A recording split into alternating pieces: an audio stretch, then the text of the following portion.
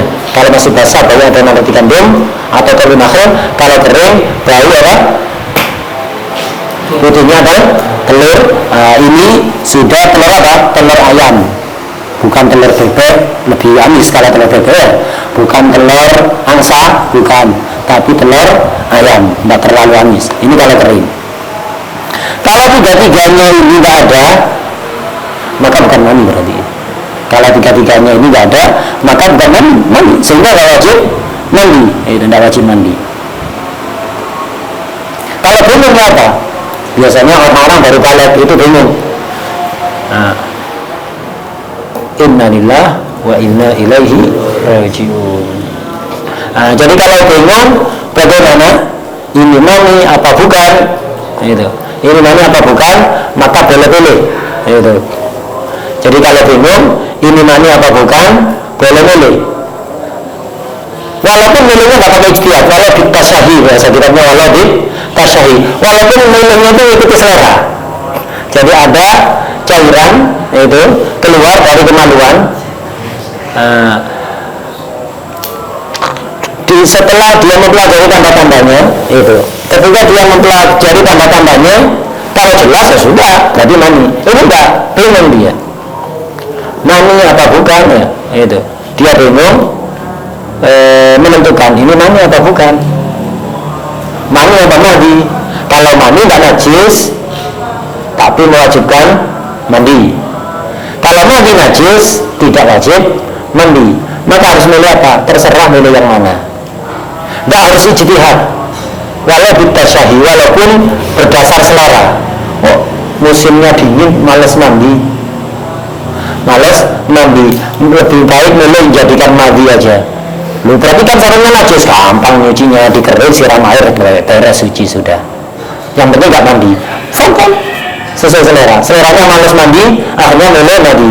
Atau waktu pas panas ini, mati lampu lagi ya. Pas panas, mati lampu, gak ada kipas, kepingin mandi, milih mandi aja biar mandi. Terserah kalau kita jadi kalau bingung, terserah mau menjadikan mani atau mandi.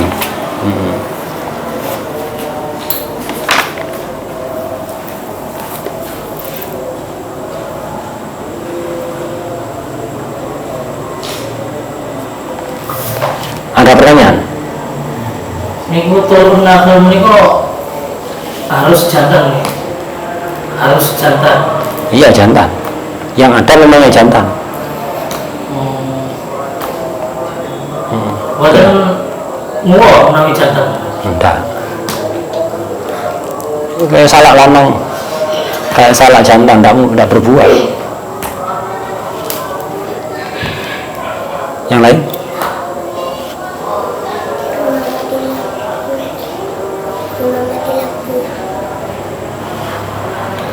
Ada lagi, Fadil? Kalau keluarnya itu apa namanya? Bahasa Indonesia. Kalau keluarnya itu belum tuntas, suami pun siram, Bahasa Indonesia.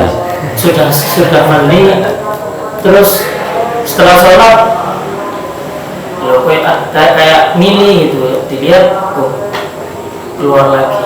Itu Mandi lagi.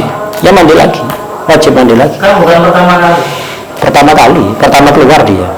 Pernah keluar ya, yang sekarang itu. Yang sekarang keluar itu sudah pernah keluar apa enggak? Belum. Ya berarti pertama kali. Keluarnya pertama kali, keluarnya dia pertama kali. Kan sudah terang kan tadi kan maksudnya kan? Maksudnya keluar pertama kali kan? Dia belum pernah keluar, berarti keluar pertama. Ini kedua. Nah, ngitung gitu ya seumur hidup wajib mandi sekali toh ya. Dia keluarnya pertama kali, belum pernah keluar. Itu maksudnya keluar pertama kali. Keluar kedua sudah pernah keluar, dimasukkan lagi, keluar lagi. Kan sudah diterangkan gitu tadi. Berarti di dalam itu belum keluar gitu. Tadi kan diterangkan kan? Sudah kan tadi? Nah, gitu. Dia keluarnya baru pertama.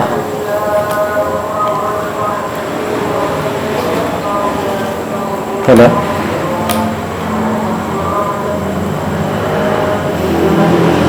Rekam lagi. Tetap merekam.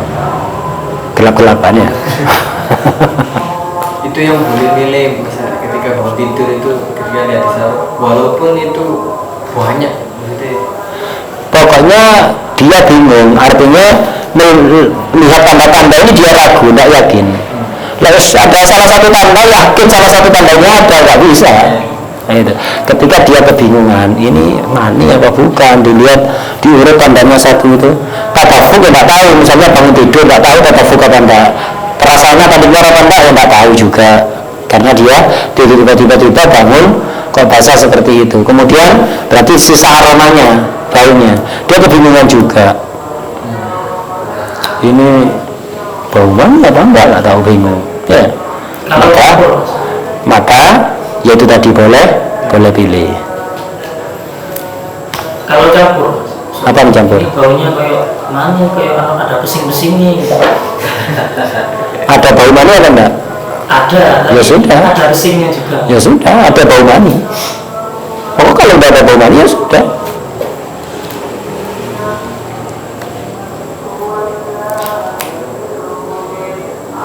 Ada lagi? Ada.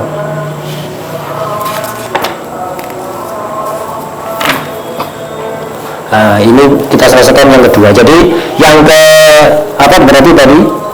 Kelima ya. Penyebab mandi yang kelima itu janabah. Janabah itu sebabnya satu keluar mani. Kedua, wa bi'ila jil hasyafati au qadriha fi farjin. Nah, penyebab janabah ini rangkaian dari janabah. Jadi janabah itu sebabnya dua. Ima keluar mani walaupun tanpa memasukkan hasyafah. Nah, atau tidak keluar mani tapi memasukkan hasyafah. Jadi memasukkan hasyafah atau seukuran hasyafah. Seukuran hasyafah ini bagi orang yang tidak punya hasyafah. Nah, jadi kalau orang punya hasyafah, yang memasukkan hasyafah itu yang menyebabkan janabah. Kalau tidak punya hasyafah, yang masuk seukuran hasyafah. Seukuran hafal saya standar, nggak tahu berapa standar SNI-nya. Kalau orang hasyafahnya terpotong, kalau orang hasyafahnya terpotong, maka memasukkan sisanya itu yang nggak ada hasyafahnya itu tetap wajib junub, asal yang masuk itu panjangnya seukuran hasyafah standar. Itu malah ukuran standarnya berapa. Nah, itu wajib mandi. Farjin, di dalam farji. Ini wajibkan mandi. Walaupun nggak sampai keluar mandi, itu. Walau tuburan, walaupun di dalam tubuh, sodomi misalnya, itu juga dikatakan farji, mewajibkan mandi. Al farji mayitun atau farjinya mayit, mewajibkan mandi. Mayitnya tidak usah diulang mandinya. Jadi mayit habis di apa? Habis dimandikan. Udah setelah dimandikan dijima. Itu baik laki atau perempuan. Laki misalnya mayitnya dimasukkan oleh istrinya misalnya. Nah, maka mandinya mayit tidak usah diulang. Yang junub yang perempuan, atau mayat perempuan dijima oleh suaminya setelah dimandikan, tidak usah diulangi mandinya mayit karena sudah tidak mukallaf. Yang wajib mandi yang hidup. Atau farjinya itu atau farjinya binatang, junub binatangnya tidak usah mandi, tidak mukallaf. Yang manusianya yang wajib mandi. Ini semuanya walaupun masukkan hasyafah itu baik yang halal, yang haram atau syubhat, tidak terpengaruh. Semuanya menyebabkan janabah dan mewajibkan mandi, baik watinya itu wati yang halal, yang haram atau yang syubhat. Nah, jadi memasukkan hasyafah. Kalau yang masuk nggak sampai seukuran hasyafah, tidak wajib mandi. Orang ada hasyafahnya, dimasukkan separuh atau 3/4 misalnya, tidak wajib mandi. Kalau nggak keluar mani, kalau keluar mani ya tadi itu. Jadi masukkan keseluruhan hasyafah itu tidak wajib mandi. Kalau seluruh hasyafah masuk baru mandi.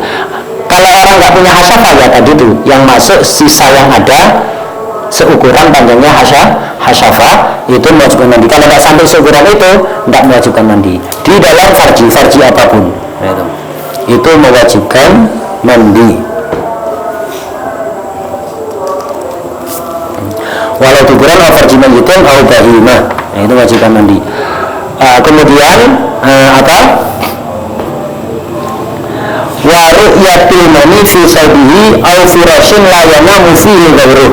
Nah, ini yang nyambung dengan tadi. Ini bukan tambahan baru ini. Jadi termasuk yang wajibkan mandi kan berarti berapa tadi? 5 ya. Bisa dianggap 5, bisa dianggap 6. Mati, kemudian haid, nifas, melahirkan, janabah. Janabah isinya 2, berarti ini 6. Yang nomor 5 tadi apa? Janabah sebab keluarnya mani. Maninya dia sendiri. Ya, maninya dia sendiri. Kalau yakin itu maninya dia, wajib mandi. Apa harus yakin? Enggak, al-dhannan. Maniyus syakhsi nafsihi, yakinan, yakin dia memang keluarnya maninya dia, atau dhannan. Itu juga wajib mandi. Apa dhannan itu contohnya? Wa ru'yatul mani fi thawbihi. Ada orang yang mani pada pakaiannya, au firashin atau di ranjangnya, la yanamu fihi ghairuh. Yang pakaian ini tidak pernah dipakai oleh orang lain, tidur di kamar itu tidak ada yang tidur selain dia. Ya dia tidur di kamar sendirian dikunci. Tidak mungkin ada orang lain. Tiba-tiba di pakaiannya ada mani, di ranjangnya ada mani. Maninya siapa lagi terus? Nah itu. Lu saya tidak yakin. Iya tapi zonku nggak dugaan kuat ini maninya ya maninya siapa terus? Di pakaiannya dia, di ranjangnya dia. Tidak ada yang tidur lagi di situ. Allah. Kalau mungkin maninya orang lain beda lagi. Istri misalnya bangun-bangun basah. Ya ulah suaminya berarti ya. Nah, itu enggak sadar ya. Itu beda lagi. Ini enggak tidur lagi selain dia. Nah, ini berarti zon namanya dia. Ini yang yang tadi itu. Jadi melihat mani di pakaian atau ranjangnya yang tidak ada orang tidur selain dia di situ. Ini berarti menimbulkan zon itu namanya dia. Maka wajib mandi. Kemudian wa yahrumu bil janabah ma yahrum bil hadas. Haram sebab janabah apapun yang haram sebab hadas kecil. Kemarin yang haram sebab hadas kecil berapa? 4. Salat wajib atau sunnah, atau sesuatu yang fi hukmis salat seperti sujud tilawah, sujud syukur. Kedua tawaf wajib atau sunnah. Ketiga megang mushaf. Keempat membawa mushaf dengan penjelasan panjang kemarin itu berlaku juga di sini. Itu semuanya haram. 4-4-nya itu ditambah 2.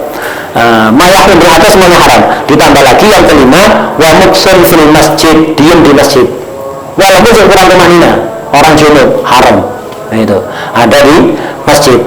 Wa taraddudun fihi li udhrin, atau taraddud mondar mandir. Itu mondar mandir itu dianggap seperti diem. Walaupun tidak diem plus. Masuk dari pintu utara menuju ke selatan, balik lagi ke pintu utara lagi. Ini taraddud. Taraddud tidak harus muter-muter lama. Pokok dari masuk dari pintu utara ke selatan balik ke pintu utara lagi, itu sudah dianggap taraddud haram bagi orang junub. Kalau lighairi udhrin, kalau ada udzur maka ya tidak apa-apa. Nah, kalau ada udzur misalnya dia sembunyi ada di masjid karena itu aman, ada rampok atau apa, kalau sembunyi di masjid aman. Kalau keluar bahaya dia. Nah, maka ketika udzur tidak masalah. Kalau tidak ada udzur haram. Nah, beda kalau lewat tol. Kalau lewat tol tidak haram. Jadi orang junub hanya lewat. Dia masuk pintu utara, keluar pintu selatan, junub tidak haram. Walaupun tidak ada hajat, tidak haram. Kalau taraddud haram seperti diem. Ini yang ke-5. Yang ke-6, wa qiraatul Quran biqasdi qiraah, membaca Quran niat baca Quran. Ini yang haram. Kalau baca ayat Quran niat untuk tahsin, penjagaan diri dari gangguan setan, itu tidak ada masalah. Tidak ada masalah. Atau baca Quran niat baca wirid kayak di Ratul Hadad. Jadi ada orang junub baca Ratul Hadad, kan ada Fatihah, ada surat Al-Ikhlas, Ma'uwidaten. Niatnya niat wirid, tidak niat baca Quran, tidak apa-apa. Yang haram biqasdil qiraah, dengan tujuan Quran. Berarti kalau tidak ada tujuan Quran tidak haram. Nah, tujuan Quran itu gimana? Tujuan wirid. Atau tidak tujuan apa-apa, tiba-tiba bunyi gitu. Kok saya baca ayat ya? Tidak niat baca Quran. Jadi ada orang junub dia baca ayat, tidak ada yang baca Quran, yang baca wirid. Habis belum? Anak kok baca ayat? Tidak apa-apa. Yang haram kalau tujuan baca Quran itu. Tujuan tahafud, tahasun dan benar itu salah. Tahafud bukan menjaga hafalan. Ini sebagian orang paham begitu. Tidak, bukan itu. Tahafud itu bukan perempuan hafidhah waktu haid mau beres Quran biar gak lupa, enggak, bukan itu. Biar gak lupa hafalannya, memperkuat hafalan, bukan itu. Tahaffud itu upaya penjagaan di diri. Jadi at-tahassun wa tahaffud ini ataf tafsir. Jadi upaya penjagaan diri dari gangguan setan, misalnya dari wasawis syaitan atau yang lain. Baca kursi karena dia merasa serem, misalnya. Ali, gitu. Nah, jadi itu tidak apa-apa. Yang haram bagi orang junub membaca Quran di qasdil qiraah, dengan niat baca Quran saja atau baca Quran terus wirid. Jadi kalau baca Fatihahnya ratib, yang niat baca Quran terus niat wirid, haram. Jangan pernah niat Al-Quran kalau junub, haid atau nifas.